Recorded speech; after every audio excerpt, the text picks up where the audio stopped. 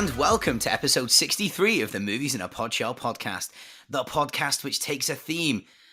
This week's theme is, I'd say it's video, because look at us, we're on video for the first time ever after 62 episodes.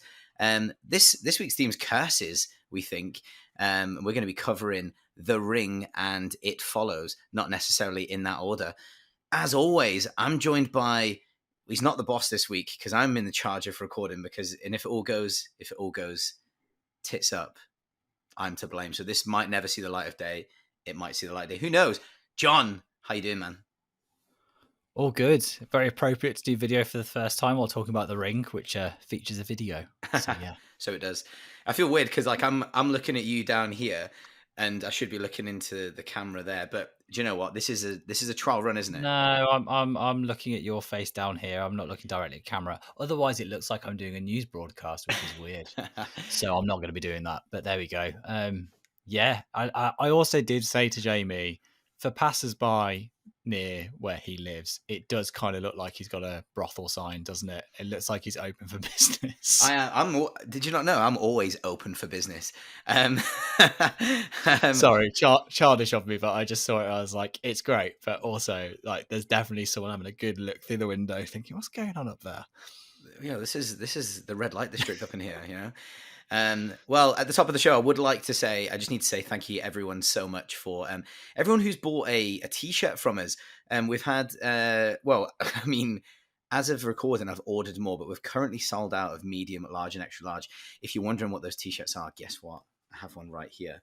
For those of you listening, I'm really sorry. You can go to moviesinapodshell.sumupshop.com.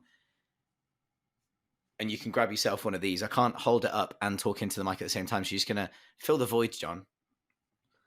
Oh, wow. It's a t-shirt with Jamie's face on and with my face on, and I never thought anyone would want to buy them, yet we seem to have already sold out of mediums and most large. Is that correct? And extra large. You made it sound like really like it wasn't that good. It is. It does. It does not come naturally to me to sell a t-shirt with our faces on. It does. Well, it does have our faces on, but they're not our faces. It's like a scary version. Zombie version. It's a zombie t-shirt. It's a Movies in a Podshell zombie t-shirt. You can get it for £18. And we're now shipping to the US and all of Europe. And we're going to be shipping. We also ship to Canada, and we're going to be shipping to Australia. How cool is that, John? Love Australia. Take me back. Oh yeah, John, you did go to Australia for what, 18 months? Yeah, not far off. I lived in Melbourne and I loved it. But yeah, that actually links quite well because our first film, not that we're getting to that bit yet, features an Australian actress, Naomi Watts. Excellent. I thought she was British, but really, well, I thought she was, but maybe she's not. So really, really interesting early fact that even though we're not talking about the film yet, Naomi Watts is from Australia, and then her co-star's from New Zealand, the guy who plays the dad. So there you go. There we go. Anyway, Jamie, I'm just going to ask you what you've been watching, because let's be honest, this segment is no longer what we've been watching, because usually I've watched an episode of something or maybe 2 episodes of something in between. So I'm just going to go straight to you, because I think you have been watching things. What have you been watching? I have been watching things, as always. So, I mean, series-wise, something John is interested in. I have started watching Star Trek Strange New Worlds. I'm now on episode 4, and I'm very much enjoying that. Yeah, you're on 4, as in you've watched. I've watched 1 to 3 already. I've watched 1 to 3 already. Yeah. Is what happened in the 3rd episode vague synopsis, so I don't spoil anything? The 3rd one, there's some kind of like vitamin D light deficiency. Everyone keeps going. I love that one. Yeah, it's good. It's good. I actually preferred episode 2. I thought episode 2 was slightly better, but. Strange New Worlds is it's I would also say it's kind of accessible Trek, but not in a bad way. It has enough reverence for the original series. I talk about Strange New Worlds all the time, so I'm not going to go down on my dive. What got you into it? Go on, let's go from a different tack. I always talk about my gripes with it and what I love about it. So why did you choose to watch Strange New Worlds? Because I remember you quite like Star Trek 2009. Jamie also has watched some of the older Treks before. He especially liked Voyager when we were at uni together. I think you've done some of TNG. I can't remember. Yeah. I mean, to be honest, like for me, it was the pretty colours Yeah, it is like the every most vibrant show in the world, isn't it? Like those primary yeah. colours are I mean, I popping was off the screen, yeah, I was kind of being sarcastic, but like but also I not. was gonna say the pretty colours on the TV advert. That's just like my minging attempt at a Birmingham accent. No, I would say that like it's the production value is amazing. I enjoyed Discovery as well, to be honest. So I quite enjoyed Discovery. Where Um, did you get to with that though? I finished season 1 of Discovery and then stopped. Mhm. You told me not to watch Picard, but to watch season 3 of Picard. Correct. And Strange New World. I guess what it was. You and I watched the film around yours. I can't remember what it was. And Mhm. afterwards, you put that on. And I was like, the production value is It looks unreal. amazing. So I just started Mhm. watching it. It's on Paramount Plus, so started watching that.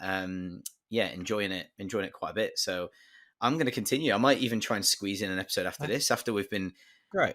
like farting around with the technology for ages.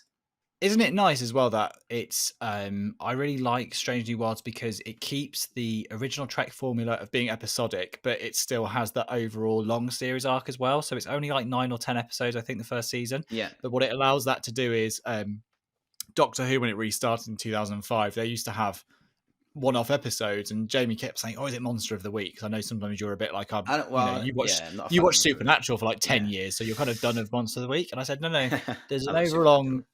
yeah, there's an overarching series arc, and like absolutely they remember what happened the previous episode. Because the most frustrating thing with old Trek is like it's like everyone's suddenly forgot. It's the great reset at the end of pretty much every episode. There's not many longer arcs until you get to Deep Space Nine, and then New Trek kind of went too far the other way. Like Discovery was, it was all one long storyline, and the issue with that always ends up being if you don't like the storyline that year, you basically won't like a single episode. Yeah. Whilst having the episodic stuff, there's some stuff with like Strange New Worlds. There's some episodes I don't like as much, but that's fine because I know next week it'll go back to kind of something I probably do like. So, Yeah. but yeah, I think Anson Mount's like amazing considering like the year before he was in that horrific Disney show where he's the guy who can't speak, but if he opens his mouth up, it gives off sound waves. What's that?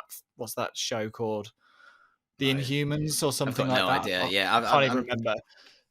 Yeah, he literally he turned up in Doctor Strange 2 as a version of that character. But my point is like he was in like a bit of a vacuum and then suddenly got into Star Trek Discovery, massively elevated it, and then ended up getting his own show. And like it was really nice because he already had that relationship with Spock, who was in Discovery as well, and number one, Rebecca Romaine, who is also in Discovery. Yeah. So they kind of had the pitch for a series before they'd even done it. And I think that's why it works so well. But also I love the music. I don't know how much of the score you've heard at this point, but I think it's nice to have such a modern orchestral score, and it has lots of nods to the old Star Trek soundtracks. And Yeah. yeah. It's pretty scory for Anyway, sure. what else have Um. you been watching? Right. I don't know if I mentioned this, but I finished a film called The Ritual. Okay. So The Ritual is a 2017 film, directed by David Bruckner. Basically, it's about a group of college mates that reunite for a trip where they go to a forest, and then there's something in the forest that's stalking them. So that's currently on Shudder at the moment. It's great. Like, I mean, I would recommend. It's good. Like the guys have like good chemistry, and it all gets a bit weird. It just gets a bit weird, and it's quite suspenseful. Very well done. So yeah, I would could recommend that quite comfortably. And then on a Sunday night, um, I watched a film called. It's been on my list for ages. A film called Chopping Mall, from 1986. So Chopping Mall is it's an 84-minute banger. It's basically about a, like standard 80s group of teenagers that all work in the mall together, and they have a late night party in one of the stores. The mall goes into lockdown, and then it's got like this like really like high tech robot security system, and it just really reminds me of like RoboCop in a way. Like, do you know from RoboCop Ed 209, whatever his name is? Do you know him? Is he the guy who falls down the stairs? Um, yes, yeah, exactly. The one that can't go through the stairs. Yeah, that's him. Yeah. So Ed 209 basically is that robot, and the robots are basically trying to kill the teenagers. They go a bit rogue, and what I would say is that like it's actually there's a lot of effort that's gone into it. Sorry, I said 84 minutes, 77 minutes. Like, you can tell every single person has tried really hard at making this film, and it's great. So yeah, I would recommend Chopping Mall. So a little technical difficulty there. John's camera died. It's the first time we've been recording, so I'm just getting. I'm acknowledging it, man. I'm acknowledging it. His camera died. Mister, I'm a videographer. Halfway through, do you know what it was? The battery died. The most embarrassing of things that could go wrong. It's now plugged into a power bank. But hey, he's halfway through a shoot, mate. He's halfway through a shoot, and his battery died. Anyway, I was talking about Chopping Mall. Watch that. It's pretty good. Like, I quite enjoyed it. Right. I have got a big one to talk about. I've got a big one to talk about. Hello. I went to see Killers of the Flower Moon. Jamie, yes, I've not seen this yet, and it's rather long, is it not? 3.5 hours? It's 3.5 hours. It's 3.5 hours, right? But do you know what I will say? Go on. And I never thought I'd say this. You know how much I criticize runtimes, and I'm not just saying this because I absolutely love Martin Scorsese. I'm not saying it, but the runtime works for the film. And it justifies the runtime? Yes, it works. It contributes towards the film. I'm going to tell you why. So everyone that knows, Killers of the Flower Moon is a film directed by Martin Scorsese, which will be coming to Apple streaming services soon, but it's in the cinema. So I really would recommend everyone go and see it in the cinema. Like, please do what you can. It's definitely worthy of the cinema because it's beautiful. I saw it in IMAX. Basically what it is, it's a 3.5 hour absolute epic, 206 minutes. It's basically about when oil is discovered in the 1920s in Oklahoma. It's discovered on Osage land. Osage are, I'm sorry if I've got this wrong, but I believe they're Native Americans. So the Osage people are Native Americans. If they're not, I'm sorry. I thought they were. And basically what happens is the Osage people have loads of land and they're rich because of the oil. And basically we spend 3.5 hours watching the white people that live there murder them for their land and murder them for their money and marry Osage women to get the head rights to the land as well. And so I feel like we kind of follow obviously the main specific characters, which is Ernest Buckhart, which is played by Leonardo DiCaprio, Molly Burkhart, obviously we know they get married, played by Lily Gladstone, and then you've got his uncle, who's played by Robert De Niro, William King Hale. And basically we see kind of this William Hale character. He calls himself the King, and we see him kind of try and push Ernest into being with this woman to then basically steal all of her land and all of her money. So I feel like the runtime works for it just simply because it allows you to really spend time with these people and really spend time understanding what's going on and feeling what's going on. And by the end of it, you just I couldn't speak at the end. I genuinely thought it was absolutely incredible. Like, it's one of the best films I've seen in years. And I just highly recommend, even if you don't think you can do the 3.5 hours, watch it in increments. Just treat it as a TV show, treat it as a series.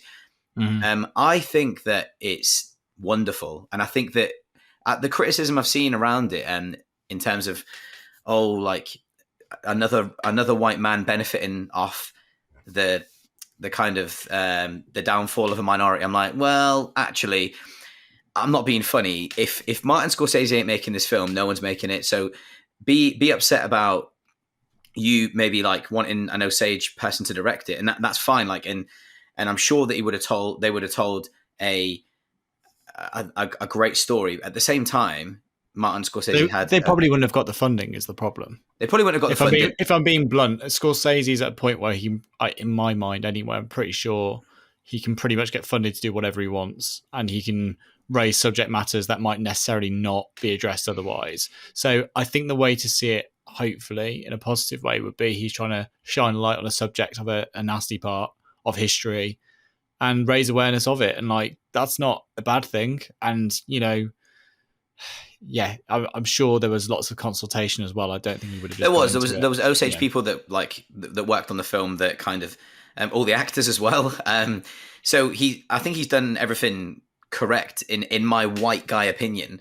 One thing I would say is that I think it's amazing that someone as prestigious as the greatest director of all time, in my opinion, has tackled this subject matter. It was a passion project for him.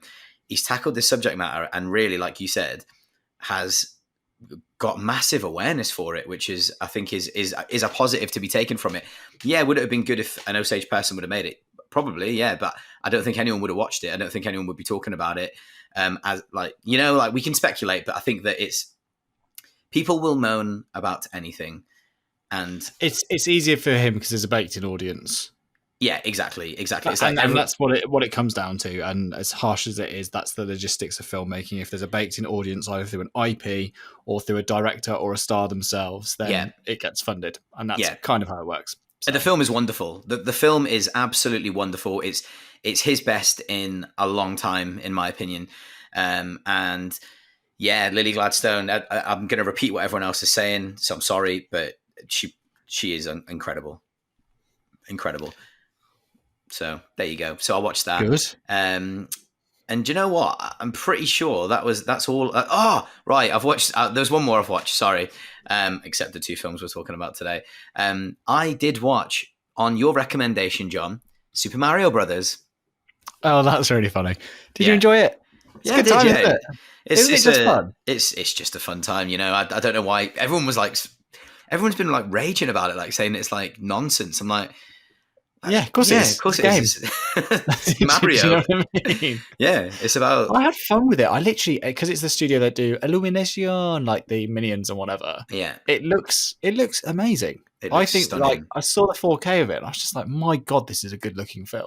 I think I messaged you about it and just said like, this genuinely looks incredible. That you can see like the fabric on his hat and.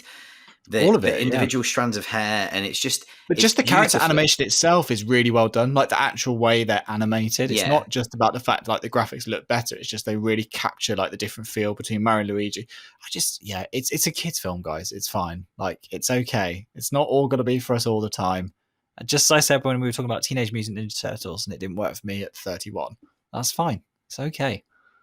That's a you problem. So yeah. It is a me problem. Speaking of me problems, I've decided that the first film we're going to talk about is The Ring because it's the film that scarred me the most.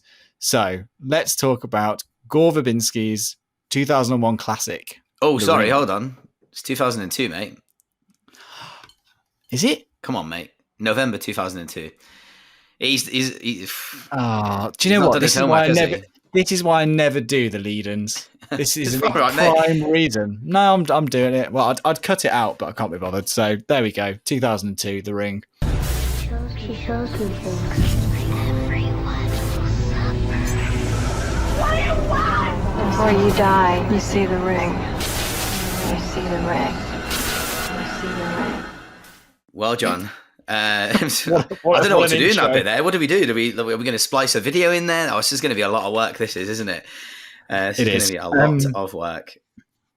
Jamie, come on then. So I listened back to the episode with Kim, and she was talking about horror remakes. So bit of background. This is obviously a remake of the 1998 film Ringu, which you'd previously seen. Now, I've never seen Ringu. I take The Ring for as it is. I've read a lot about the production of it, about what elements they took from Ringu itself, what they took from the book, what they ignored. But go on, tell me, when did you first see The Ring? Like, as in not in general, as in the film itself. When did you first see The Ring? Yesterday. It was the first time watch. You've ever seen it? Yeah, it was the first time watch. Yeah. Right. Okay. So Kim talked about the fact that.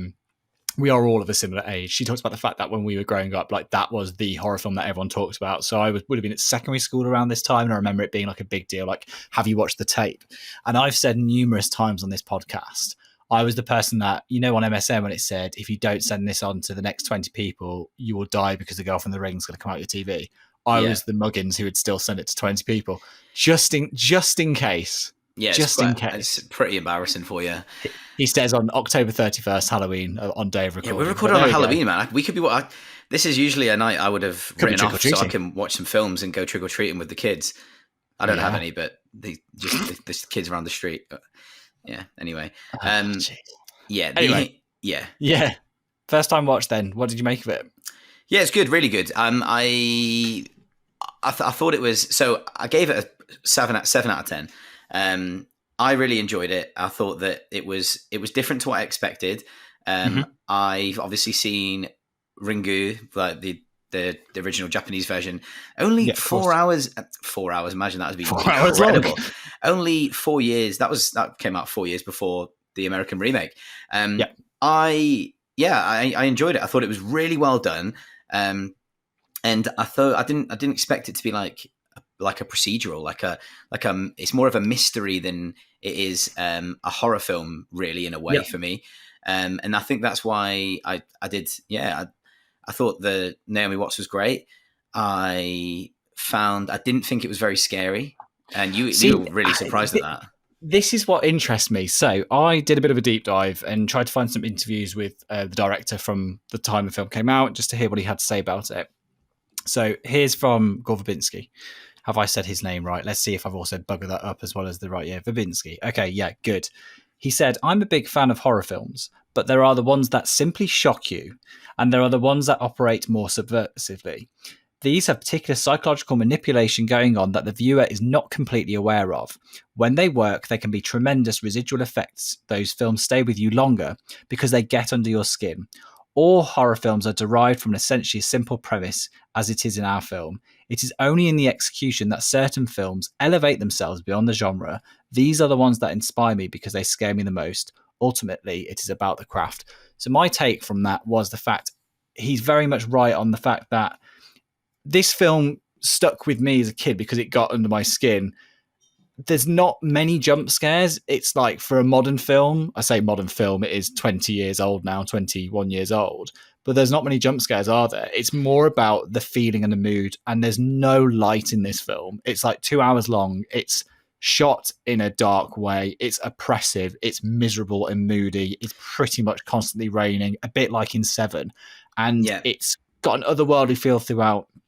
And that's the imagery of that is kind of what is scary, and it's why it lingers. And also the tape itself, which we'll get into, is quite creepy. Well, no, it's very creepy. The imagery of it sticks with you. Like, it sounds really stupid, but it's autumn here in the UK, and literally I've gone past a few trees with like the red trees I've seen, and I just keep thinking about the Ring videotape because of like the symbolism of that tree and what it means to the story. And the fact that I'm thinking of it in that way, I think is great.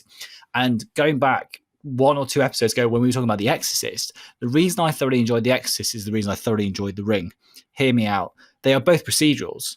The mother in The Ring goes through every logical decision before she goes on the supernatural basis or on the basis of going for exorcism. And The Ring's the same. It's an investigative journalist saying, okay, I'm gonna look into this. I'm gonna speak to some teenagers, and it's like, oh, it's probably nonsense. Then I'm gonna try this. I'm gonna try that, and then she watches the tape, and then she gets the phone call. So it feels like you said it's a procedural, which happens to have horror elements, and that's what really works for me.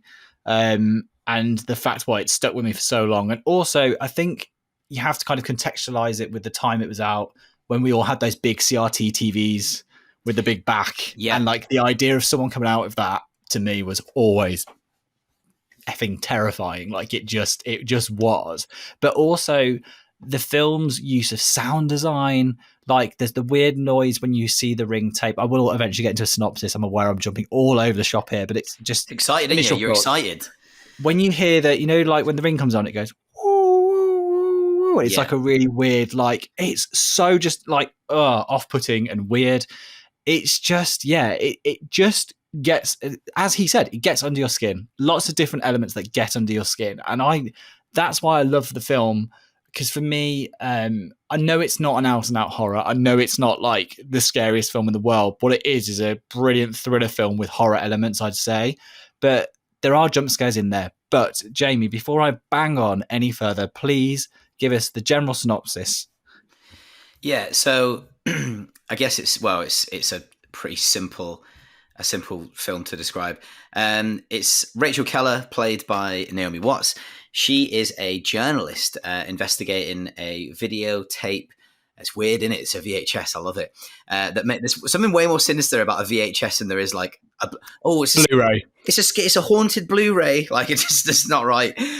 So she's an investigative journalist investigating a tape that they think have killed 4 teenagers. One of them was her niece. Correct. So they think there's kind of like an urban legend or urban myth, urban myth about the tape, basically saying that we find this out from what's his name, Adam Brody.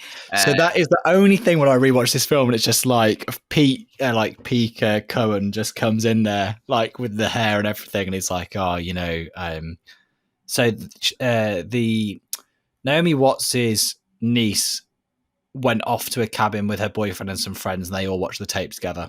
Yeah. Correct? Yeah, and that's basically, when they're at Katie's I think she's called Katie. When they're at her funeral, you find out that a friend says the other people who watched the tape also died on the same day at 10 o'clock, which is around the time they watched it. Yeah. And then that's how the investigation starts.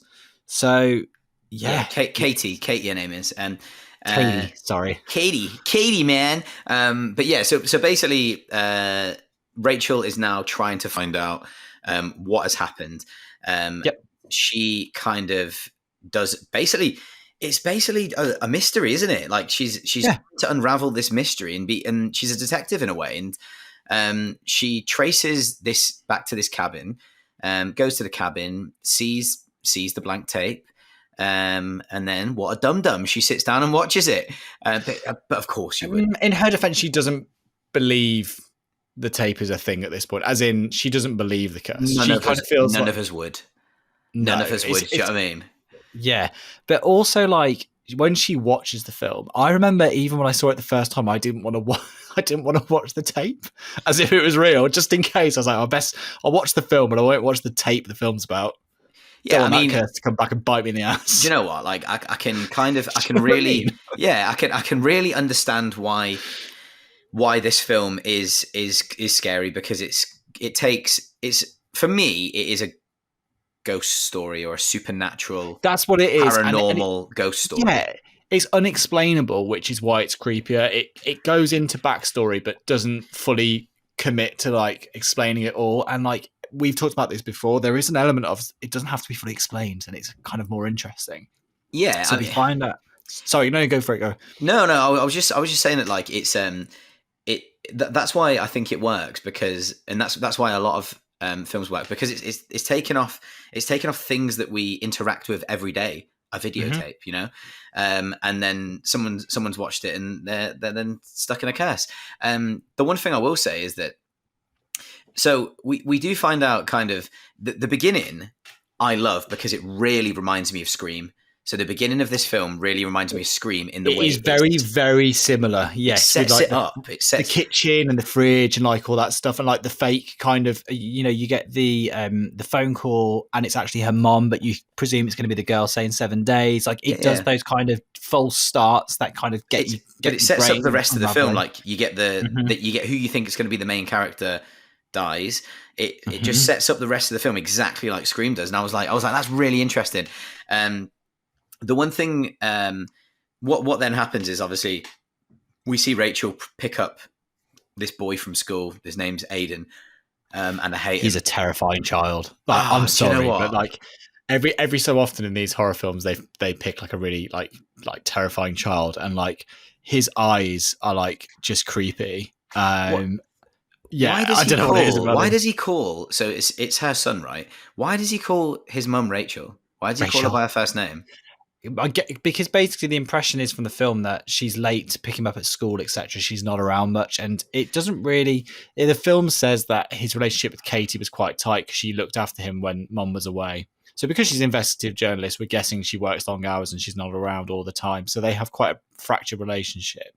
Yeah, and also we find out later in the film that his dad is Noah, who is the photographer who Rachel goes to see to kind of say, is this real? Like, can you take a look at this tape? Can you break it down for me? Like, can you explain, you know, they put it in another VHS player, but there's no time code. And he's like, well, there has to be. It doesn't work otherwise.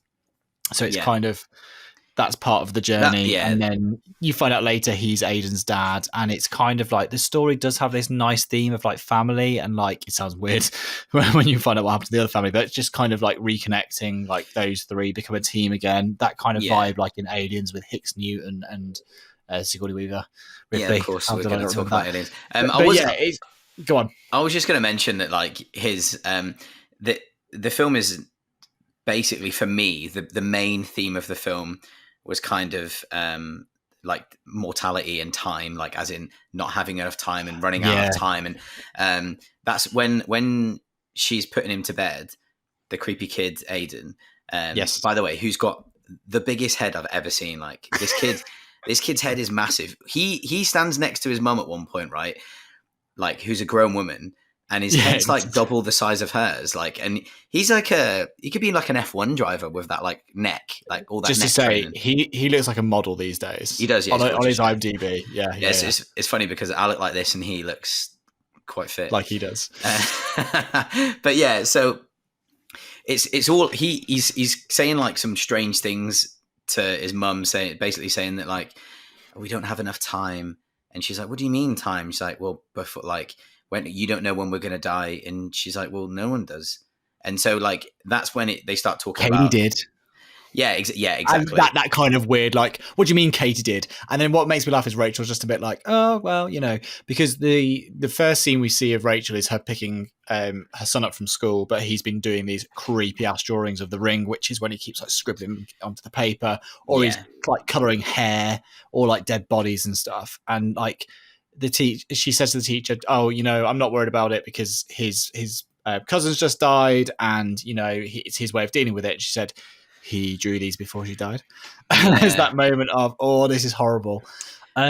So yeah, it's pretty damn eerie. And as Jamie was saying, like, there is a scare which I think is the main scare of the film, which is the ring face is horrific. It's that kind of grayed out, and it's horrible. And someone described it as looking like the Screaming Man painting. It looks like that, right? Yeah. Oh God, why can't?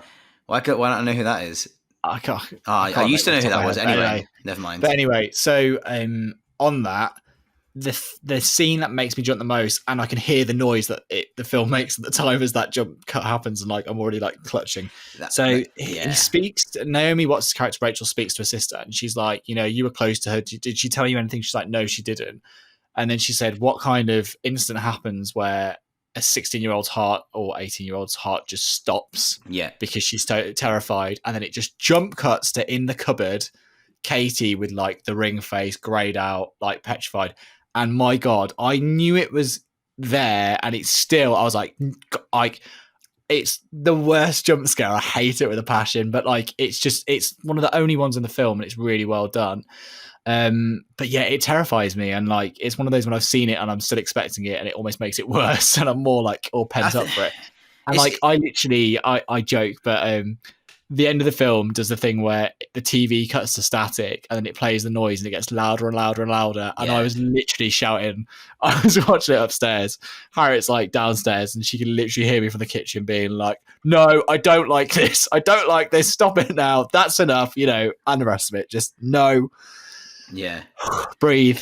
End credits, and then I have to turn it off quick enough because I'm sure on the DVD, I don't know if it was on the Apple Play, there used to be like a jump at the end of like the DVD, or you would play the video again and stuff, and I'd be like, nope, get this, right? So on the DVD version of this, you know how I love physical media so much. On the DVD version of this, like, as I say, I've never watched the film, but I was doing, when I do my research, we do research, you know, like we don't just roll up. There was an option on a DVD extra to watch the video of the ring, so you could watch and you can't pause it or turn it off. You can't turn it off. You can't turn it off or stop it. That's not okay. It's fantastic. It's not okay. It's fantastic. It's not okay. It's terrifying. I don't like it. So the one thing I will say, so when Rachel does go to the cabin, finds a tape and watches it, she that's the first time we kind of see what's on the tape, and I will say that like. It's that for me, I think, is way scarier than the haunted face. Like, I didn't find that very scary, and I'll tell you what the scene I think is the scariest. but the actual imagery of that, it's got like the white ring. So it's when you see the ring, it's like you don't know what it is until you know what it is, and it's very obvious. But it's like a white faded ring, like it looks like a solar eclipse. And it's got a woman in a field. Do you know what's mad? We're talking about this now, and I'm literally starting to brick it sat upstairs with the lights off. We're just talking about it, and it like makes me. John, behind you. Really John, behind you. Shut up. Anyway, there is a TV in the corner. It's funny we can do that now because we're on video. So the overall imagery is extremely creepy. The woman in the field. It all looks very Japanese, in my opinion. So I feel like they've taken. It's otherworldly, isn't it? It doesn't look like a real video. And the point is, it's like a half-remembered dream, which is essentially what the tape is. It's like the imprinted memories of a girl, isn't it? Is the idea, or like the feelings or emotions that have like gone across. And like you get the imagery of the burning red tree on like everything else in the film is blue, blue, blue, green, grey, and then there's just this burning red tree, and it's like Jesus, what's that? And then you get the imagery of like weird worms. You've got a ladder. And you're like, what's this ladder about? You've got the horses in the field. You've got there's just lots of. It's really well done. It basically does a great job of kind of doing those breadcrumbs for you to follow. And on rewatch, I kind of was looking for the breadcrumbs, and it's actually quite satisfying on rewatch to kind of see pieces that I hadn't realized before. Like it was kind of like nudging you in a certain direction. Yeah. And also, like early on in the film, Rachel makes a copy of the tape, which doesn't seem like a big plot point at the time. She just records a copy of the tape so she can, easily investigate it. I don't know. And it's such like a huge narrative point later in the film. It's very, very clever, Like, I just think it's very clever. She didn't know she was doing it for that reason, but essentially she said by making a copy of the tape, she is saved because she's continuing Samara's legacy in the sense of like she's continuing the cycle and passing on the curse, essentially. Yeah. But yeah, some of the for me, I love this section after we've gone to the cabin and after seeing the tape. It's when we get close towards the end. So her and Noah split up. So Noah is her ex-husband, or we don't know that first, though, do we? Like we think that they're friends, and then but there's this little bit of tension there, right? And I kind of like the fact it doesn't spell that out, and that's good. No. But there's a thing where Noah says to like the son, like, do you wish I was around more? He's like, no, not really. Do you? And I'm just like, that's great. Excellent. He's such a little weasel, man. I don't like him. No, I enjoyed that. I thought it was good back chat. I enjoyed that. And then Noah has that moment where he's like, grounded, mate. He's grounded.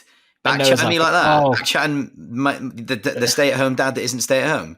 And he says, what if I can't remember the bit I was going to say now. It's just out my brain. But anyway, yeah. It's because I was constantly interrupting you. I'm really sorry.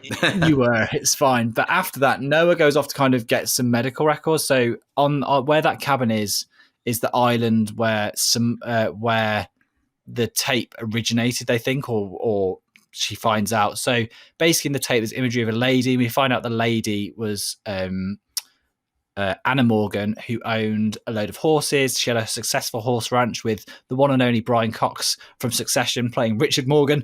Yeah. He seems relatively wealthy in this as well, but not as wealthy. And basically, Naomi Watts' character Rachel goes to speak to him, and he's like, "Oh, you're here to do a report on the horses?" And she's like, "Yeah." Yeah, what happened to the horses? Why did they all die? Because she's seen articles saying loads of the horses like committed mass suicide, etc., etc. It's so funny, like it's still creeping me out. And then is everything all right? No, it's not. It's just weird imagery, man. And then basically he clocks on pretty quickly that she's not there to ask about the horses, and he tries to like fend her off, and she carries on investigating, and she finds out multiple things. One of the things she finds is like a box which has in a load of like files about a girl called Samara Morgan, and we found out earlier that Richard Morgan and Anna Morgan couldn't have a child. They had a successful business and they were happy. However, they came back from a holiday and they had a child, and they said that they'd adopted the child. But shortly afterwards, you find out that Anna Morgan started having these horrendous visions, and she said it to the doctor on the island. It was the baby causing them. And the film kind of paints the picture that the dad is the bad guy, because in Samara's interviews, she's like, I want my mommy. I want to be with my mom. He's like, because you love your mommy very much. She's like, yes, I do. He's like, and you don't want to hurt your mommy? She's like, oh, but I do. And it's so creepy. Yeah. It's like, oh, but I do. And it's just like, oh, man.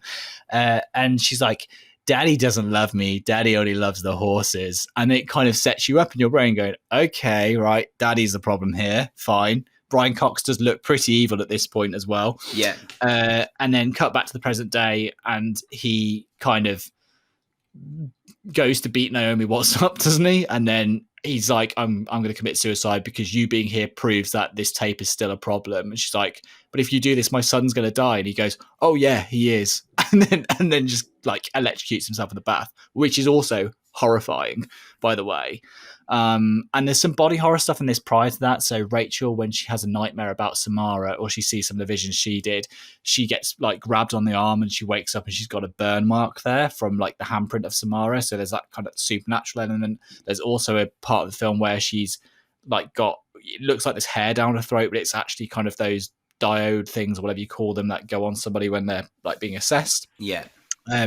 So just creepy, nasty imagery, to be honest. And then the other thing I really wanted to talk about, and I was raving to Jay about, was the score by Hans Zimmer. I think it's fantastic. So it's pretty minimal. It's just like 2 cellos, 2 violins, and then a synthesizer. What did you say? Said. It was When He Cared. Well, my dig was, and I think this is fair to say, Hans Zimmer's modern soundtracks, there's like a lot which sound pretty similar because they're trendy and popular, and it's his own fault for being that successful. What I love at this stage in his career was he was like trying loads of different things. So he'd had Lion King not that many years before. You got Rain Man, which is a completely different kind of score. You've then got this, which is like very orchestral. Then he did Pirates of the Caribbean. Like he was just doing like loads of different stuff, and it was really cool. I do think like June's an underrated score for anyone who cares in terms of like I doing think June's really a great different. score. Yeah, it's and really, I think actually, I think part of the problem is sometimes his name gets slapped on stuff, but it's obvious his second and third composers have like had a big stab at doing majority of the work, and then they've just said produced by Hans Zimmer, and that always annoys me because it kind of like degrades the name. And it's a bit like, you know, when it's like produced by Spielberg, and it's just passed over loads of stuff. It feels like that happens sometimes. But anyway, look, all that matters is there's a fantastic sequence, and it's really interesting. I was away this weekend with my dad, and I said we were doing an episode about The Ring. And it's really funny, like what people remember, because he watched that film with me when I was like 13, so a good 10 years ago. And he was like, the music in that film is brilliant. He was like, when that cello's doing the solo, and I was like, yeah, like he remembers this. And this shows how good it is, because it's like 10 years on, you can remember this beat for beat. And what it is Rachel's got one day left before the curse is going to kill her. So she's like, action time. So she gets on a ferry over to the island. The ferry goes wrong because she touches a horse, and the horse goes wild, breaks out. Isn't it amazing, by the way, that sequence when the horse is like running on a ferry, and then like eventually the horse kills itself, and you see one of the images from the tape, which is red blood circling in the water. And you're like, oh my God, like things from the tape are happening in real life. And then as she gets in the car and drives along, now this is 2001, so there's some CG in here, but there's this beautiful, like it would be nowadays just be a drone shot, but it's like tracking, following this car. It gets closer and closer and closer, and you see her driving to the pictures that her son's done, but of like where the house is. And then you've got this cello doing this amazing like arpeggio, like 3 notes, and it's like just it's the music's gearing up and getting you to go with it, as in like it's ramping you up, like, you know, I almost swore. We've got a day left. We've got to get onto this now. Like the music's ramping up. I'm ramping up. We've got to get there. And it's brilliant. I love it. I think it's just a really good score. And also it's based around the Ring theme. Like the creepy music you hear is like a little like thing you'd hear like in a lullaby. It's like, round we go, the world is spinning, then it stops. Is that you made that up? We all die. No, that is the piece of music. Okay. And then what he does in the score is take that into like this luscious orchestral version of it, and then at some point you hear it like on a what's like the kiddie thing, you know, when you hear it like a not a xylophone, but when you hear it in that like in a music like box, a Jack in the Box noise. Yeah, you have that version, you have the orchestral version. It's fantastic. It's just a really tight score. Love it. But yeah, we need to get on to what happens. So once we're after he's committed suicide, Noah's kind of like got the files, and they end up kind of getting to a dead end, don't they? Where they're kind of like, what led us here? Like, we haven't learned anything. We've learned the horses died, but we haven't really, like, this has got us nowhere. So they end up going back to the cabin, and when they're in the cabin, they get frustrated because they've got hours left to live, or even less time. And then it's great that it does the countdown. You never see that. So like it will say like 7 days, and then it will go kind of 5 days, 3 days, and then before you know it, and they're running out of time. And I think that's brilliant. That's the pressure, like it builds up like day by day. But and then by the time we get to that cabin, they realize that the cabin's uneven. And as they do that, they discover there's something underneath. So they go to find out what it is. And of course, the reveal, it is a well, which makes us understand what the image of the ring is. It's the top of a well being closed off, which is where Samara was. So we get the horrific scene where Rachel falls down the well because she's knocked over by a TV. A massive CRT. Yeah, literally. Almost like, I feel like Nolan. Rachel! Yeah. Oh, I forgot we're on video now as well. Anyway, and when she's down there, you're like, oh my God, game over. This is horrendous. And then she kind of sees the what happened to Samara. So essentially, Samara was out in the field, and we see the images she saw, which are of like the cows, the horses, and the fields, and whatever else. And there's this scene where she's by a well, and her mum was like, "You're everything we ever wanted." And then she gets a black, and this is the bit like the noise, like as well. It's the thump of just like the bass, like it's not nice. And like they just get a black bag and like put it over her, and she throws it down the well, and it's like one of the most horrific images ever, and it's awful and horrible. And then they say, Samara didn't die when she got to the bottom of the well; she lived for 7 days. And it's like, oh right, okay. So then basically Rachel brings her out of the well, and we think all is forgiven and happy days because the burn mark goes off her arm. I love this. Like, I think this is brilliant. Harry, mate, this is what it's about, isn't it? Really, I genuinely think this elevates it so much. The way, so for as well as this though, you've got like in the book, it's actually the dad that does this. Correct. And the Japanese one as well, I believe. Yeah. So there's not really many subtle changes. The biggest change from the American version to the other two versions is that in the American version, actually, like, Samara is evil, and we know her as evil all the way through. Do you know what I mean? Yeah. But yeah, I really love the fact that the color palette changes as well. So there's a green tinge throughout the whole film, and it looks very much like the first Matrix, doesn't it? It's not very, it's quite an ugly film from a color palette perspective. It's done on purpose, obviously, because Gore Verbinski wanted to give it an element of unsettlingness. I've got a comment about that. So the cinematographer said at the time, in lighting the sets and the actors, we tried to eliminate all the shadows cast by the actors, which is meant to subconsciously alter the viewer's sense of perception and add a heightened sense of ambiguity. Yeah. So thank you. So there is a lot of like, it's green. It's basically just a green hue throughout the whole film. So it's not particularly nice to look at, but it's not supposed to be. And then an hour and 25 minutes in, film's 2 hours, by the way, you're like, it's all getting done up in a nice little neat bow. Mm-hmm. And I'm like, oh, this is nice. And then the color palette changes, and it changes to kind of like warm, like orange kind of thing. And I noticed that, which I thought was really interesting. You think it's finished when Rachel gets out of the well and she's kind of like freed Samara. And it's not finished. She's lying in bed with her big-headed son. And she's like, and I don't mean he's bragging. I don't mean he's like, yeah, I'm the best ever. He's just got a massive head physically. Well, to be fair, he is the reason she's able to like actually find out most of the information is through his drawing. So he's like the conduit between him and Samara. Not that it's ever fully explained. I don't mind that. But yeah, essentially, she's like, "Oh, it's okay. I found the girl. I helped her. I let her out the well." And he's like, "You did what?" You like, you helped her. helped her. You He's like, helped her. "You shouldn't have done that." Yeah. You know, and it's like, oh god, here we go. So, cut to she's trying to call Noah, who saw the tape a day after she did, and he's not picking up the phone, and his CRT TV has like come on, and for the first time we see the girl Samara coming out of the TV, which still This is the scariest part of the film for me. Did you think it was? Absolutely. So, interestingly for me, that's not the bit I mind the most, but maybe it's because it's the most like. Do you want me to tell you why it's the I scariest for me? Go on. So for me, it's the scariest because she finds out. So Rachel, they're in separate places. Noah's in a separate place. Rachel's in a separate place. They've spent the film kind of building a bridge in their relationship to get back together. Almost not get back together, but you kind of have a bit of hope there. Just on better footing. Yeah, better footing. Maybe they're going to live happily ever after, and they currently are. So Rachel is trying to ring Noah.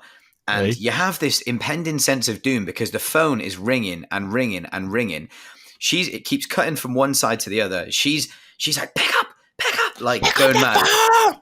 Yeah. So she's doing that, and you kind of seeing her like race to the.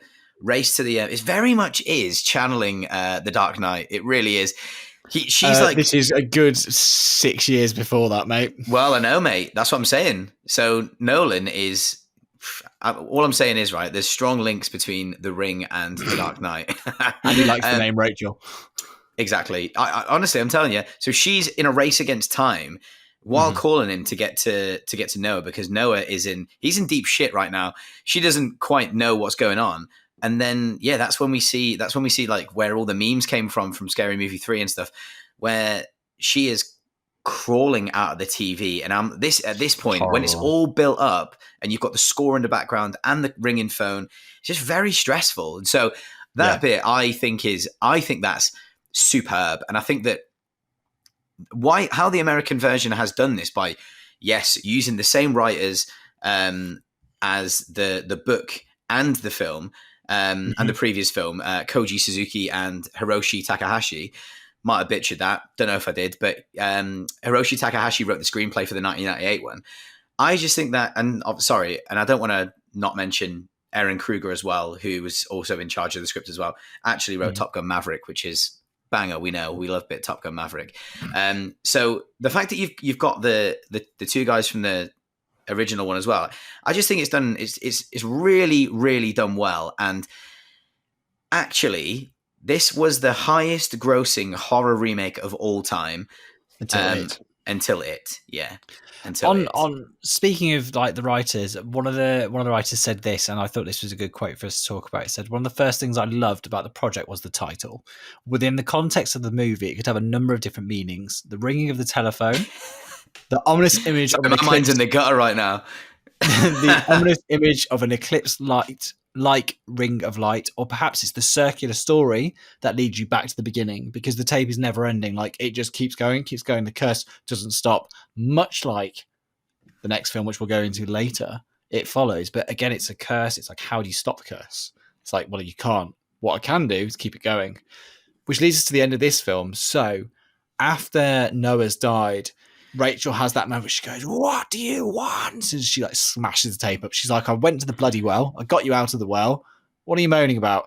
And she finds out. She goes, "Right, okay." She sees the copy underneath her sofa, and she realizes, puts two and two together, that that's why she's been saved, because she's passed the story on. So she shows Aidan how to make a copy, her son, and he's like, "Who are we going to show this to?" It's just that moment of like, who are we showing this to? Do you know, like, would you get him to make a copy? Would you get him to make a copy? Would you get him to make a copy, or would you just start over? What do you mean? What? I think I would purposefully balls up the copy that he was making. Yeah, but what if he then ends up with his own imprinted videotape with his emotions, and then he has the same thing? There's two curse tapes. Could happen. God, he's already got a kinetic link. The Ring and the Ring universe. Well, anyway, I must say there's a few things that I forgot to mention earlier, and then I'll stop talking about the Ring, because I think we're doing it pretty damn good justice before we get into questions. But there's loads of images that are in the tape that happen in real life throughout the film. So the first one is like the ladder, and Rachel sees it when she comes out of her apartment. She walks under it, and the guy's like, "Oh, don't walk under there; it's bad luck."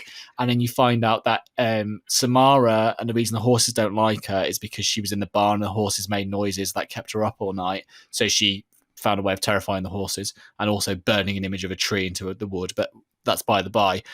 Again, it's not explained, which is kind of why I think it creeps me out so much, because there is no explanation. It's just in the Japanese version, there's a full explanation to it, but I kind of don't want to know. It's what's creepy about it. So you kind of see those little things drop throughout the film. I just love that. And I just think that I love the fact that when Noah first watches the tape, he says, "Oh, it's a really good student art house film." Because I've seen tapes like that, student art house films, by the way. I've watched those, and also I will embarrass myself here. I said to Jamie that I was so obsessed with The Ring after I saw it, because it creeps me out so much, that I have storyboards for like my version of what I was going to do for like a sequel or whatever. It's rubbish. And like I was obsessed with the idea of being something like in the shed in our garden or something in the loft, because they were both like doorways you couldn't see through. So I've got like fake posters. Right. You've got fake posters? Oh, we need to see them. Yeah. I need to get back on my Windows XP from 2006 or whatever. And the other thing was there is a film I made in black and white of like the house I grew up in and creepy things happening in it. And there's a tree like in our garden, which was the focal point. And it's complete rip off of like my version of the Ring tape. But it's weird. Yeah, because things you think are scary aren't actually scary to normal people. So I'd imagine it's very like PG. It's like I would go for, but anyway, I really want to see that. I need to see that. I genuinely remember back when I had MySpace, they were all on there, so I was trying to find a way to see if I could go back on my old MySpace to. Did it have a title? Files. No, I don't remember it. You don't remember it? I genuinely don't. I'm smirking like I know, but I genuinely don't. I think, I don't think there's much else for me to comment on it apart from the fact that I really weirdly enjoy the film. I hate the fact it creeps me out so much. It makes me feel horrendously uncomfortable. The imagery stuck with me for days, and I joked to Jamie the other day saying I was still going up the stairs with all the lights on because I was freaked out by it, and I'm only half joking with that because I'm a wimp. But I found it was interesting because when we were talking about the second film, which we'll get on to, Jamie said I was scared of this film, as in he was, and like you're going to be horrendous in it. And it didn't scare me. Wow. As in, it that's not true. It didn't not scare me, but it just didn't sit. Like what the director said in that quote I said at the start, it's kind of like that unnerving gets under your skin. And the second film didn't do that for me and didn't stick with me in the same way. And they both have fantastic atmosphere in different ways, and they both have excellent scores, again, in very different formats. But yeah, I just found... I don't know if it's because of when I saw The Ring, like age. Well, the thing that I think like is the most one of the most interesting things about The Ring is that it's a cultural phenomenon in many ways, because I think that this it's strange that I didn't see it, because I genuinely think you didn't. Yeah, so am I. So 2002, I think genuinely, I'm trying to think. I must have been in like year 8 or 9. So around that time, I would have been really into, like, I was starting to discover kind of like 80s films. So that's when I started to discover like stuff like Teen Wolf, that kind of thing. So I just got like quite obsessed with those kinds of films. And also I think, because I was what, like 13, 14. So I just... Attack of the Clones had just come out, so you're probably busy with that. Yeah, so probably that, and probably Lord of the Rings, all of that kind of thing. Like, I don't know why The Ring passed me by, because I used to watch, as I say, like my mum she'd be renting all the horrors from the video shop, but just The Ring wasn't part of it. So I love how like I feel good like revisiting it now. Visiting it for the first time now. Yeah, it's crazy for me, because I'm like, yeah, I get it now. I get it. Like, it's, do you know, like it was, the budget was actually 48 million. So the budget was 48 million and it ended up making 249, which I just think is so much money. That's so expensive for a horror film. So I just think it's, I don't know. I think it's awesome. Like, and it kind of sparked some other like J-horror like remakes and stuff like The Grudge. I think like Dark Water. So it also has a terrible sequel, which is a real shame, which is directed by the director of the original Ringu film, but it's like panned as being absolutely horrendous. Right, okay. And it really kind of upset me to read that, because I loved the idea of the original director coming back to do the American sequel for like a different film. That seemed like a really cool idea, but Yeah. it's universally panned. Like no one has a good word to say about it. But hey ho, I think final thing from me, I think the casting's great for this film. I love Naomi Watts as Rachel, and I like the fact that in the Japanese version it's the guy who carries the film. But I love the fact they switched that over. I think she's a difficult character to play because you're not supposed to instantly like the fact she's not your archetypal Hollywood mom. Like she's not the best mom, and like she's not like in a normal. I say normal. She's not in like the standard Hollywood family unit. Do you know what I mean? They set her up with like a relatively dysfunctional family kind of situation, and you kind of like you don't initially root for her in some respects, but you kind of see that she does care and see what she's doing. I think that's cool. But also I think Brian Cox at that point, he was in X-Men 2 and I loved him in X-Men 2 as the bad guy. And that's around the same era he did this, and also I love him in Succession. But that aside, I think he adds just massive gravitas to anything he's in. And he only has like 3 scenes probably, but all of them are just so like harrowing and deep that you just buy that he's just this man who's just lived a miserable, depressing life because essentially his wife killed herself, which is the main image of the tape we haven't talked about. His wife killed herself because of what had happened to Samara, of like the guilt of like, oh God, putting the black sack over her head and shoving her down a well.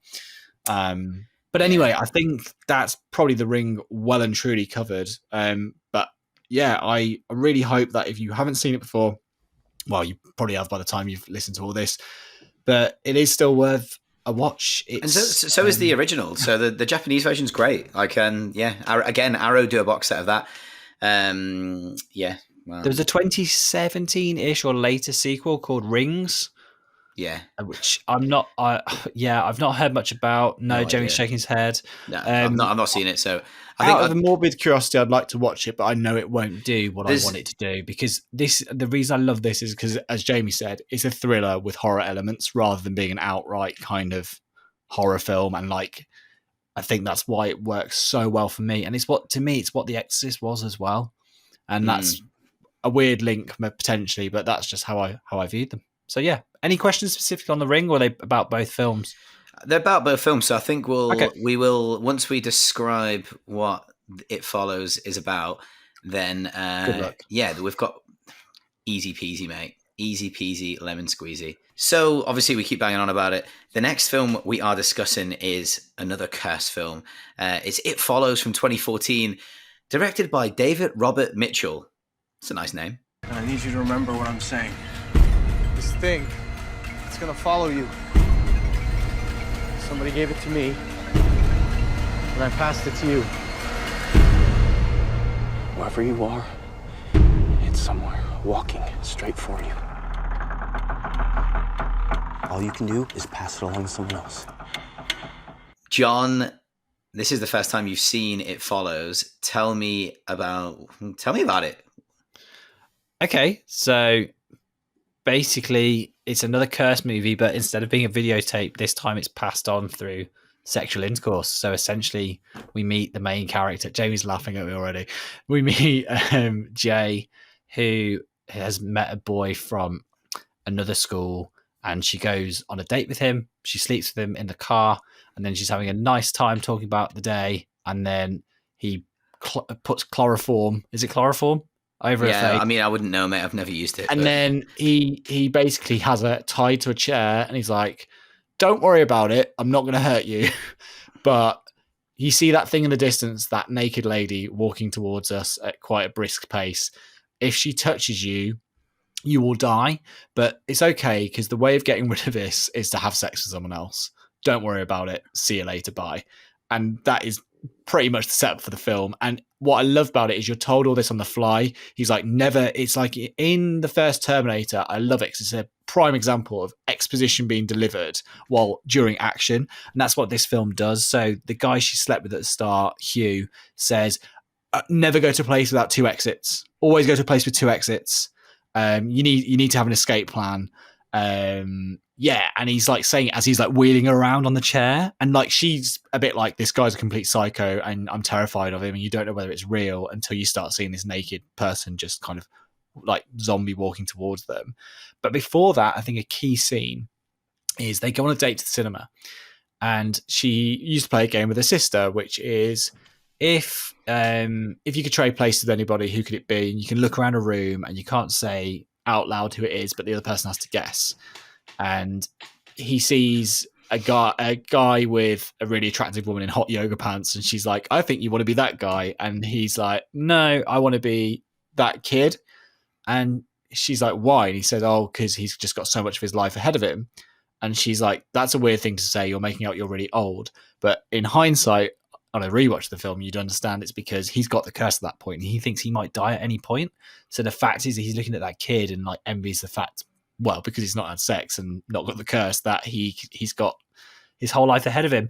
So that's basically the setup for the film. And then it becomes really a chase movie, which is why I compared it to the first Terminator, because the first Terminator film is a chase film. It's more an action film. Mm-hmm. But essentially it's following initially Jay's like, none of this is real. Played by, is it Micah Monroe? Micah Monroe. And basically it's kind of her coming to terms with it. She locks herself in a room. She goes to school and she thinks she sees people coming towards her. There's lots of good false starts of being like that person's walking towards her, but it's just a person wearing headphones, or it's not. There's a few situations where she's literally locking herself in a room. She tries to alienate herself from her friends, but then Paul, played by Keir Gilchrist. Yeah. I love him in Atypical, which is a series which also made me cry towards the end. But he's the lead in that. Well, anyway. She basically throughout the film goes to places from her childhood. So the film could be read as like a loss of innocence piece, isn't it? Like how lives have changed. So one of the first places she runs to escape when she thinks the house is being attacked is all the kids go to a park. And it feels very like when I was 15, 16, used to go to Mary Stevens Park and all sit around and hang out with your friends. And that's kind of like her escape and what she does. And then, she basically goes back down to trace Hugh and finds out that like she was given a false name for who he is. And then they explain more about the curse, and they go to numerous locations and basically find out more. And her friends initially don't believe her, but it kind of gets harder and harder to not believe her, because there's a sequence on a beach where they're having a lovely chill out day at the beach, and then Paul goes absolutely flying when he's attacked by a creature. It is funny, isn't it? When he gets whacked and he's just like, imagine on a 16:9 wide screen, he's basically on the far left of the frame and just gets smacked out to the wide right frame. It's quite funny. Not funny, but just like, you know what I mean? One of those. And then he tries to whack it with like a sun lounger, doesn't he? And it like folds in on it. Yeah. So they kind of realize something supernatural's going on. The biggest jump scare for me is it appears as a child after that, like when they're trying to like hide up in a room somewhere, and you've got this sequence where Jay's like firing a pistol left, right, center. She's like clipping her own friends because, sorry, I should say the creature's invisible to anybody apart from the carrier. And then eventually she makes a decision to pass it on to have more time, because she establishes that the more people she sleeps with, the more time she'll have to be able to not die. So I mean, it's very much an atmosphere, moody piece. So like, it's got that kind of John Carpenter vibe, like 80s score. It's a very slow build up, which I really liked about it. It's all about how it makes you. Jamie said the reason it creeped him out is because you can't trust anybody at any point. And there's lots of scenes where you're like, is that person normal or are they not normal? Are they cursed or are they not cursed? And I like that about it.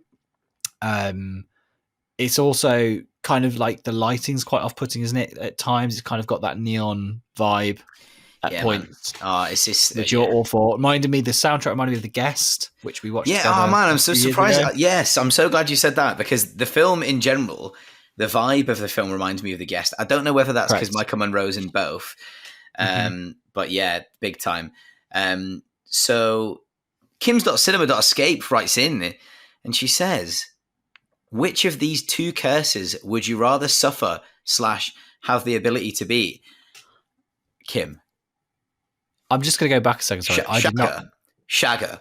I'm like, I'm taking it follows, like I'm taking it follows. I'm taking the sexually transmitted curse and I'm going to town. I'm going to Ibiza. I'm going to find some dickheads, like jocks.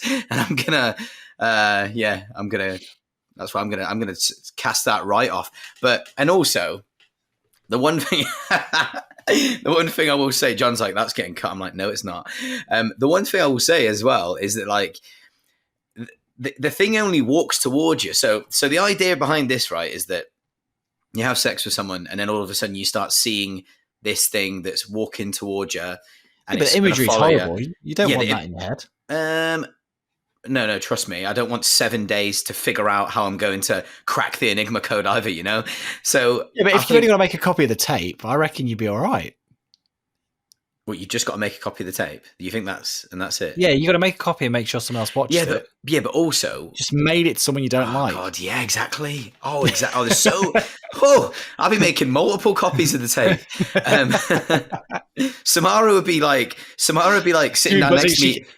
She'd be eating popcorn, and we'd be like, "High five!" Like, yeah, oh yeah. But at the same time, I also think that if I had to figure out to make that I had to make a copy, I ain't figuring that out in 7 days. I'm gonna just wait for death.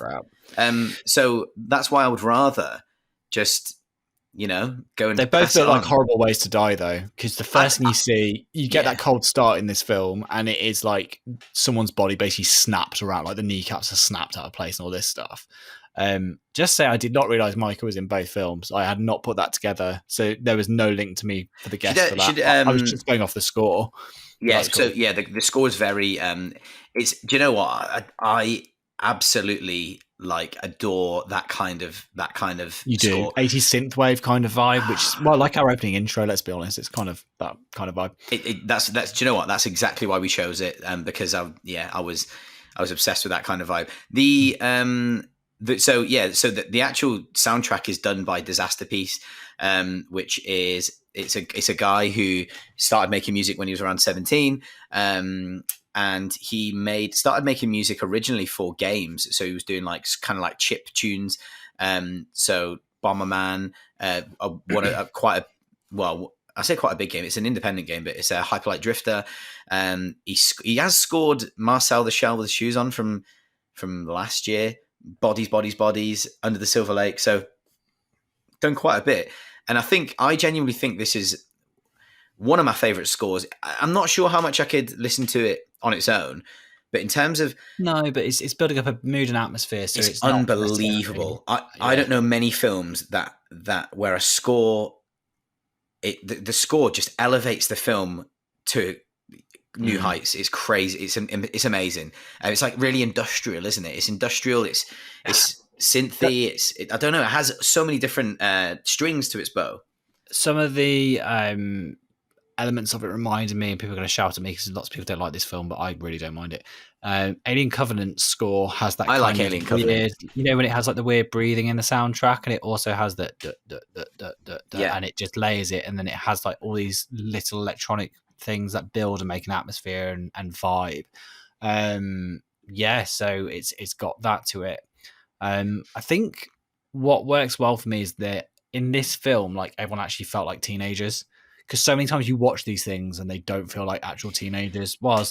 Admittedly, like you could make the argument of which teenagers are sitting around watching 1950s sci-fi horror films on their TVs, and like it's bit try hard and preppy, but whatever, it's fine. Mate, I reckon you'd be surprised, man, nowadays. And then they'd be going on Letterboxd later on, like they'd be going, everything all right there, John? They'd be going on Letterboxd later on saying, wow, such outdated racist tropes, and it's like 1956, and someone's everyone's angry. I don't know. Yeah, everyone's upset. So yeah, no, I know what you mean. The one I did think that the relationships between the kids were very believable. I think they're all very likable. That was one thing that I genuinely enjoyed spending time with them. Obviously, we do see Kia Gilchrist, who has a massive crush on Michael Monroe, and it's a shame really, because like he's quite charming in this, but he wants to take the demon, Cursed away, but the it curse looks a off bit her. like he's just trying to get in there, doesn't it? It's not very subtle about it. But it's No. interesting because in most films, and like I think you said this to me, like the virgin survives in horror films, whilst this is the opposite. You have to be more promiscuous to survive. Yep. And it kind of takes that trope and turns it on its Sex head. positive, John. Yeah, and also the kind of thing as well where like Mike is not a virgin at the start of the film, because she actually says when she sleeps with the other guy who helps them out, Daniel Zavato, who Yeah, plays Greg Hannigan. Yeah. She says, "Oh, I slept with him because it's not a big deal because I've done it before." So, do you remember? So actually, like, it's not trying to say like she's being cursed because it like she shouldn't. It's just saying that she just had bad luck. I mean, that happens, right? Yeah, exactly. So- She's like, I think the thing that one of the reasons why I love this film, obviously you've talked about the synopsis and stuff like that. Like one of the reasons why I love it so much is the atmosphere it creates. Like it doesn't tell you, like you've got no idea when the film is based. Like you've got no idea. Like so actually that 1956 film that I can't actually remember what the film's called. I just remember reading it was from 1956. I wrote the films down, but I was going to add them to my watch list, but they're naff, so I didn't bother. But all the TV sets are CRT TVs. She's got a weird like foam, but it's like a pearl. Yeah, what the hell is that? I have no idea. I was like, is it's it like a a Kindle? Is it what? I want to get into this actually. So we're kind of getting into those elements of like the weird choices in the mise en scène, but another part of that is kind of the cinematography around that. So obviously the film is about knowing your space and environment. So the director went on to say a lot of the film was shot on fairly wide angle lenses. A lot of it's shot on 18mm. That is quite wide. I wanted really to sort of put the audience into the scenes in the sense that you feel like you're actually in that environment with them. So it's a very experiential in a way. You can also look into the distance, look under the edge of the frame. There are close-ups and there are some tighter shots in the film, but a lot of it is very wide so that you actually get a sense of the geography of where you are. And we talked about this when we talked about Kubrick a long time ago in, what was the film? Eyes Full Wide Metal Shut. Jacket. Oh. Because we were talking about the fact he has a great way of kind of letting people know the environment and where everything is without it being painted out in an obvious way. It just follows the characters naturally. This is what this does. Director then went on to say those rotating shots do that as well, gives you sense in relation to giving a sense of the geography. It's sort of like you're looking around, but we're controlling it. Scan quickly, keep looking, and maybe things will pop up and maybe they won't. It's really just about trying to give you a real sense of space. I think the film really does that. It kind of, as you said, you're constantly looking around the frame. So like when you're at school and someone walking around in the background with headphones on, you're like, are they coming towards them? Are they coming towards them? Is that the curse? No, it's not. Okay, cool, fine. But that's the kind of, I suppose, especially the first time watch, working out who could be it. I know it's not called it, but you know what I mean? Who could be it? And that's the scariest part. I think that's one of the scariest parts of it. It's like it is that kind of, like you don't know who the baddie is. You don't know who, I was going to say, the other thing I respect about this film is it's a horror film that works in broad daylight. And I think that should always be appreciated, that in broad daylight, it's just as creepy on the basis of, like, daylight can't save you. You know, it's kind of like, I think the Ring also had elements of that because it's always in the rain or like mist or like moody days.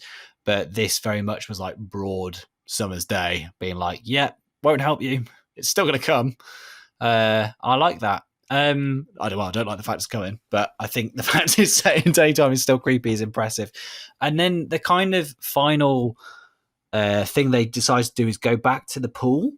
And like the pool is where like Jay and Paul had their first kiss, and they have this really interesting plan for like luring and killing the creature, so they know it's going to arrive. The film does get quite repetitive. Stupid plan. Yeah, it gets quite repetitive in the element of they basically hide out somewhere that's different and wait for it to come and then run away. That does happen quite a few times, but the atmosphere is good enough that you go with it. What I would say is the finale kind of, they make this plan which seems really weird. It kind of makes sense. They say, Jay, you go in the pool, because the whole film is a motif of her loving swimming, by the way, which we completely missed out. So I know she loves swimming, but I actually read that as I feel like she feels safe in the water. So Okay. like she goes there as her like Safe space. relaxing. She's relaxing and everything's calm. And then the pool gets destroyed. The pool is destroyed later, and I didn't know whether that was like a metaphor of her like I don't know. Maybe I'm just reading it. That's what I'm supposed to be doing. Yeah, and then when they go to the pool for the plan, they put like random electricals around this pool, and they're like, we're going to chuck them in the water when you get out, and we're going to electrocute this thing. But the idea of being able to see the thing when it's in the water makes sense, right? Like, I think that's a decent enough plan because it's invisible to other people normally. And I do like when she's trying to say to Paul, like, he's over here. She's like, keep pointing at it. And he's like shooting. Caps like one of them in the knee. Just, I love the kind of chaos of it's not really working particularly well. But yeah, eventually the thing is in the water and it gets shot a few times and doesn't seem to make a difference. And eventually it's shot in the head and then the blood's everywhere. But the film does a really like cool thing with the kind of after that, it's like, is it over? Is it not? Jay's walking down the street with Paul holding hands, and there's someone behind them, and they could just be normally walking, but your brain's going, hold on a second. Like, is this is this the Carrie moment? Are they about to die, or is it just left open-ended? And like, hey ho. And then, you know, in terms of reads of it, is it just a monster film? Is it trying to have a like people said if it come out in the 80s, it would have been about the AIDS crisis? Yeah. Is it about sexually transmitted diseases in modern day? Is it, you know, what is it about? And I kind of think it's just I don't know which it is, but the fact it has multiple reads is why it's an impressive horror film. I mean, like I really enjoyed The Ring, but there's not many reads on it, are there? Like it is what it is. Like it's a mystery film, and it's like it's presented this way. This is kind of that subliminal horror in the sense of like. The themes it's about could be read in multiple ways. Yeah, so you did enjoy this. Yeah. Sorry, I don't know if I've actually said that at this point. So I'll be honest. I think The Ring for me is somewhere between a 7 and an 8 out of 10.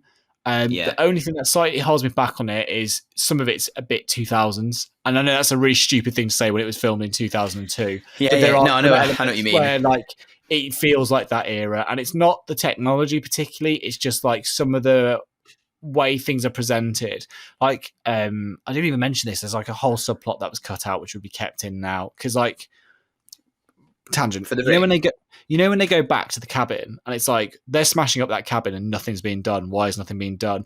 It's revealed that the cabin guy actually watched the tape afterwards because he's seen she'd been into that room, so he watched the tape, so he's already died and all this kind of stuff, or he's like running away. So I kind of, where am I going with this? No idea. I kind of feel like, in the 2000s, it's kind of like it feels like a simplified story for making it easy for people to follow. It's very much A to B, and although it's a mystery, it's still one you can easily follow.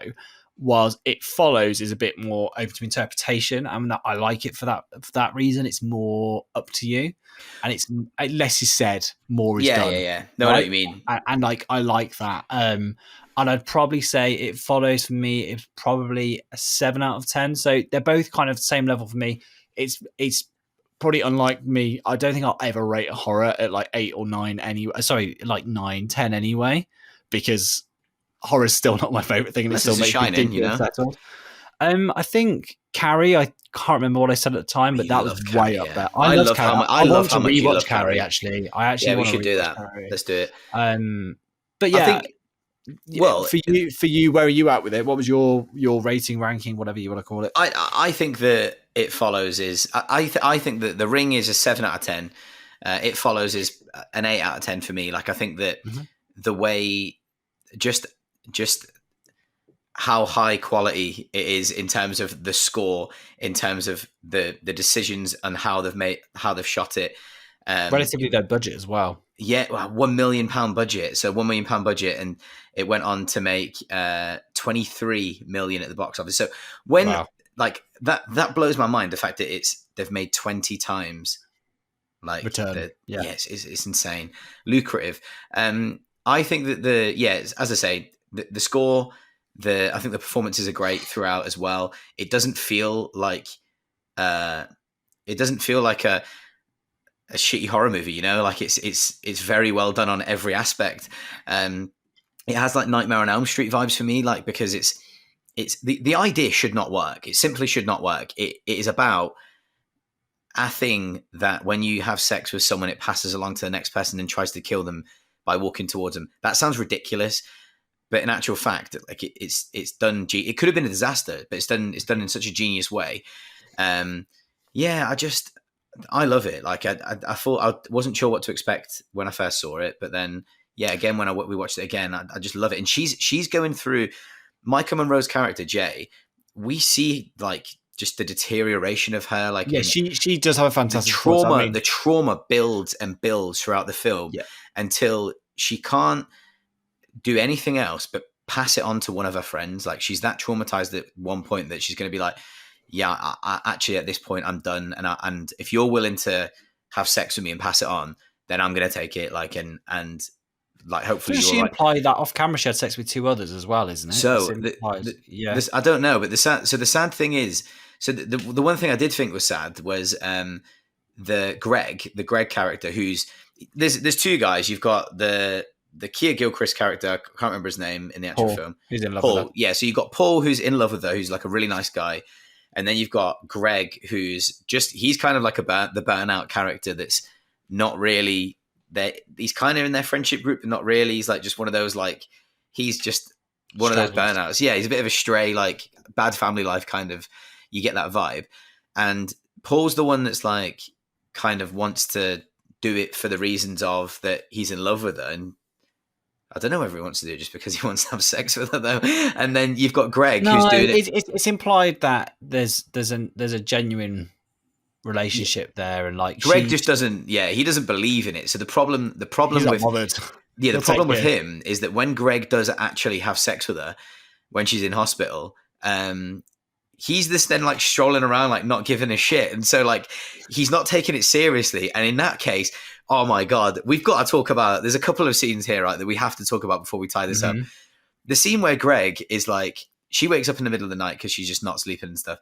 And then Greg's just walking down the street, goes into his house, and she starts seeing the thing walk towards the house, break into the house.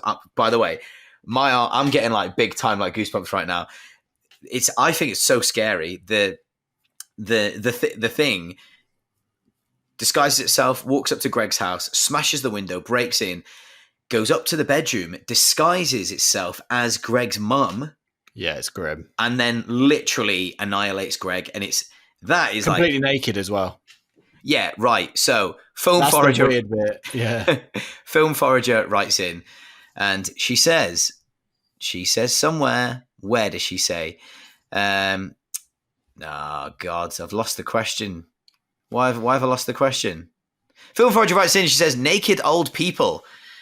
That's a good name for a band. Naked old people seem to be a trope in modern horror. Scary or annoying? Sorry, I've done that wrong. Naked old people seem to be a trope in modern horror. Oh, God. They don't. You know when she says horror, it'd be horror. Scary or annoying? Why is this done? Speaking of annoying. Sorry, Chandra. Thank you so much for buying a t-shirt, Chandra. John, tell me about naked people. Tell me about naked old people. Something you're an expert in. I don't watch enough horror to have seen many of them, to be completely honest. But yeah, it's scary. I don't know. Isn't that what Hereditary is about? Just naked old people. Yeah, I think you've got naked old people. You've got stuff in like The Witch. You've got stuff mostly like folk horror, like people just. I suppose it's just like people don't normally see older people naked, so it just can be like it makes people feel uncomfortable, and that's what it achieves. Like when Jay sees the guy who's definitely her dad. You know, Jay's like family photo. You see like her dad on the roof with like with his willy out. That's not very nice, is it? Great. And then you see the old woman. I think it's. It's definitely not scary. Like it's a good trope. John wants more of it. More naked old people in films, please. You've heard it here from Johnny B. I mean, I think it's more gross than anything. No one wants to see naked old people, man. They're disgusting. Disgusting with clothes on. Anyway, I'm only kidding. All you oldies out there that listen to the pod. I think we've got like 1% that's like over 60-year-olds that listen to the pod. So.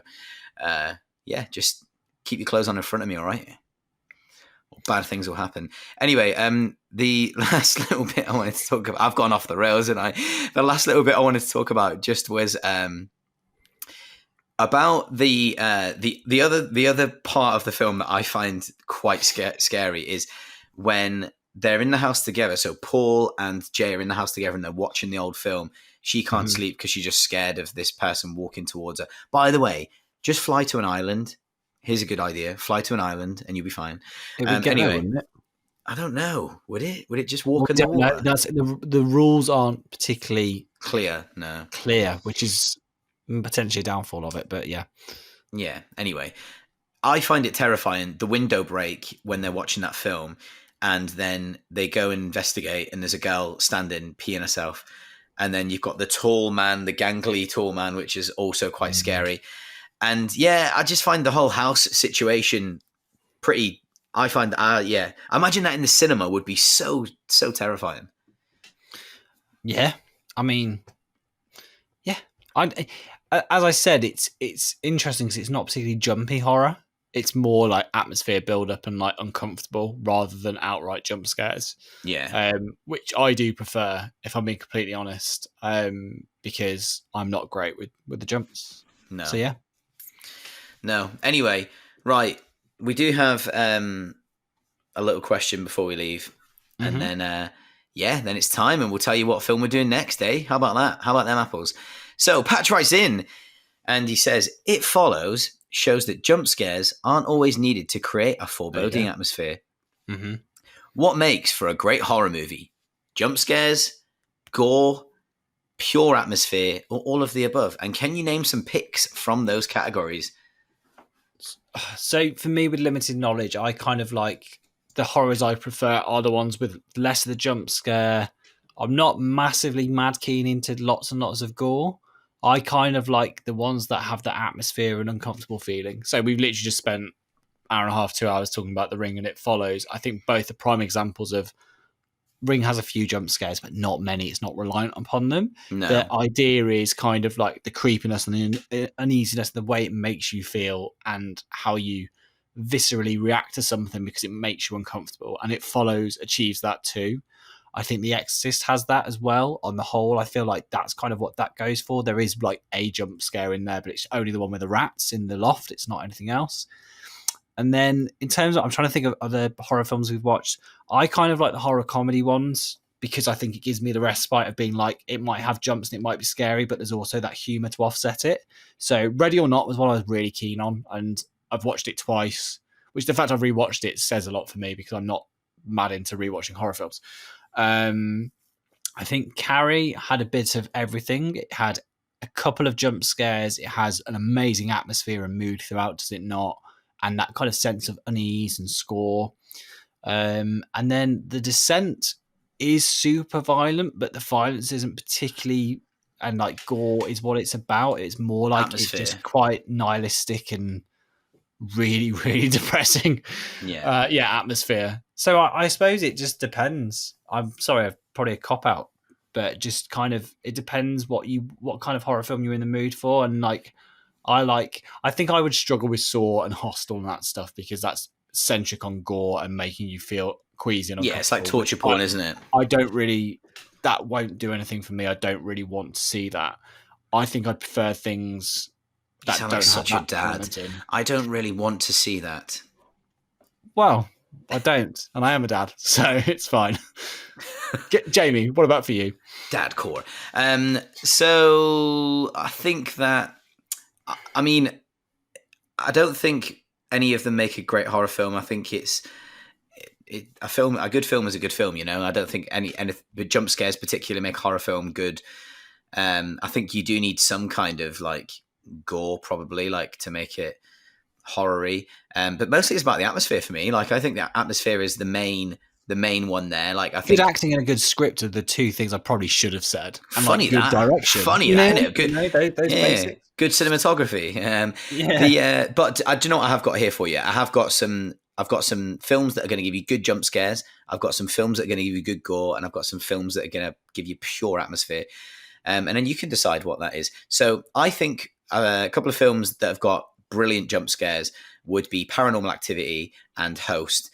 So Host was from, I believe it was from 2019 or 2020 actually. So Host is from 2020. Again, just over an hour long. So it's an hour and 5 minutes. Host is. It's one of those. It's all done for a webcam. It's all done for a Zoom call. It's actually incredible. Really, I find Paranormal Activity and Host very scary because they're just real, aren't they? Like it could be happening like right here behind me. Like it's crazy things. Or Insidious, like I think Insidious is done pretty well. The Lee Whannell one, because we love Lee Whannell on the show. Amityville Horror, Jamie's favourite of Ryan Reynolds. Do you know what's funny, right? For this whole month on the pod, I don't think I've ever mentioned Amityville Horror, but Amityville Horror with Ryan Reynolds, I once made John watch that, and he was not happy. It's the 2005 one with Ryan Reynolds. Catch him! Kill him! Didn't like it at all. I think it's good. I think it's well scary. I didn't, and I was young enough at that point. It's to be like, why don't they just move house? And now understanding that they're just fixed of mortgages, etc. It probably isn't that easy to just why do don't that. They just move house? Because they're stuck. In terms of gore, if you're into like big time gore, obviously I'd recommend Brain Dead by Peter Jackson, and I would recommend a film called Demons by Lamberto Bava. So that is set in a cinema, and it's one of the wildly gory films I've ever seen, but gory in gory in a way that we could all handle, I was thinking of like Evil Dead Rise. Is that the one we saw this year and reviewed? Evil Dead Rise is oh my great god! There's gory. a scene with cheese grater that it lives rent free in my head. Yeah, it's not good. Yeah, I'll say no more. But just like both of the Evil Dead remakes. Gore. Yeah, both of the Evil Dead remakes, I would say would be good value. The first Evil Dead, but yeah, Demons by Lamberto Bava. Go definitely check that out. That's a crazy good time. And then Pure Atmosphere. We've got loads here. So we've got The Lighthouse. Not necessarily horror, but you've got Robert Eggers' Lighthouse from 2019. You've got Mandy, starring Nick Cage from 2018. You've got Don't Look Now. We spoke about that on the pod a couple of episodes ago. And then you've got, if you wanted something old, you'd choose something like Carnival of Souls from 1962. Love that film. That's about a woman has a traumatic accident and is drawn to a mysterious abandoned carnival. Very good. And there you go. So there you go. Right. So we've got a little bit of housekeeping to just do. So this might be the first ever video one you watch or listen to. I don't know. But just like everyone else, you can write into moviesinapodshot@gmail.com. Just to, if you want to give us your thoughts, theories, questions, whatever you want, really. You can go into moviesinapodshell.sumupstore.com to get yourself a t-shirt. They are £18. I've got one here. I'm going to get it up again. That's what she said. And there you go. Anyway, you've seen it earlier. Go on, John. We need to get you a new camera, mate. Is it why? Well, the quality on that t-shirt is not being represented well enough. Is it not? God. No. I'm going to get a new camera. I am going to get a new camera. I'm currently running this off my front-facing camera on my phone. So we're just going to. This is the first time we're doing this, so we're just going to see how it goes, and then I might decide to. What you recording on, John? John's recording off his worst camera, which is a Sony A7 III, which is hilarious. Yeah, that's his worst one. Not the one that the creator was shot on. What's the one that the creator was shot on? The Sony FX3. And you've got that? Mm-hmm. 2 episodes in a row. Gotcha. So... yeah, £18 for a t-shirt. As I say, we're not making any money on these really. It's just to basically so we break even. There's a t-shirt currently in design at the moment, which is going to be really cool. A little bit of Carrie and Fright Night inspired. Yeah, John, what we doing next? Hey, what we doing next for episode 64? There's a little known director called David Fincher, who's releasing his new film called The Killer, starring Michael Fassbender. So we're off to a trip to the cinema, aren't we, Jamie? We're gonna have to go and see it together. Yeah, we're gonna do one of those. We're gonna do one of those reels where it's like, do do do do, and it'd be like, we went to Birmingham Broad Street IMAX to see The Killer, And then it'd be one of those, and then it'll be like us like eating popcorn and like having fun, and Well, actually, it's probably me going to Five Guys before and stuffing my face and then watching a film. But anyway, yeah. And then you get a burger. And we're gonna watch Michael Mann's Collateral because It's good. I've seen bits of it and never watched all of it. So now it's time to watch all of it. It's really good. I'm looking forward to it. I also like Michael Mann's Miami Vice, which is an unpopular opinion, but we can talk about that another day. Started it, didn't even finish it. It was that I paid for the rental as well. Started it, didn't even finish it. I'm staggered you said that, but anyway, right. Maybe I'll try again.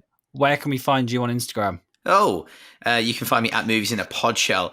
You can also find us on YouTube. Just type in Movies in a Podshell, believe it or not. That's where you'll find this video. But if you listen to it, why are you going to watch it as well? Unless you want to do that weird thing where it's like, whoa, I wonder what they look like in real life. And then you're like sorely disappointed when you, it's a bit weird, isn't it? Cool. You should never see a football commentator as well. Like you think they look a certain way, then you see them and they're like way older or whatever. It's weird. Yeah. John, where can they find you? At jcb.video. And that's it. Well, what do? We usually go like, see ya.